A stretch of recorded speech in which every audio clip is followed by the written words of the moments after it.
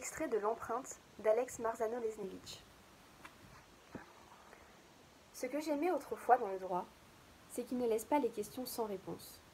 Il trouve des réponses.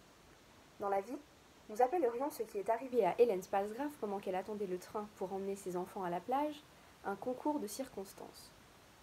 Il serait clair qu'une chose en a entraîné une autre.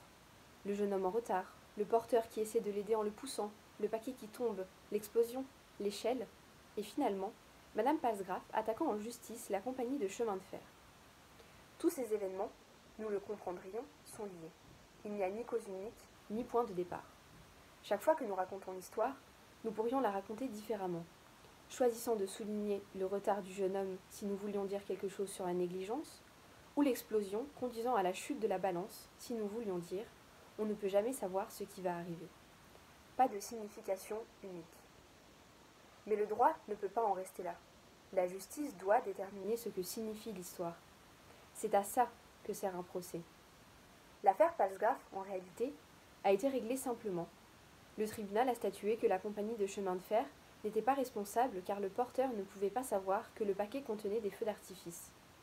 Si on se rappelle l'affaire aujourd'hui, cependant, et la raison pour laquelle je m'y intéresse, c'est pour l'argument contradictoire qui affirmait que la compagnie de chemin de fer aurait dû être tenue pour responsable, car le geste du porteur était la cause directe de la blessure de Madame Palsgraf. La question dans Palsgraf, disait le juge dissident, n'est pas en fait la connaissance ou non de la présence des feux d'artifice. La question, c'est de savoir où vous voulez faire commencer la chaîne de causalité. Une fois que vous avez décidé ça, vous avez décidé la signification de toute l'histoire. Palsgraf est une affaire de droit civil. Le concept de cause directe n'existe pas en tant que tel en droit criminel. Le droit criminel ne s'intéresse pas à l'origine de l'histoire, mais la façon dont vous jugez tient à la façon dont vous racontez l'histoire.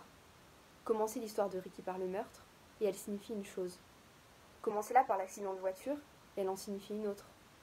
Commencez par ce que mon grand-père nous a fait, à moi et à ma sœur, ou bien commencez quand il était petit, et que quelqu'un lui a fait la même chose. Personne ne peut me dire la façon juste de penser à mon grand-père. Mais pour Ricky, au moins, j'espérais que le jury prendrait la décision pour moi.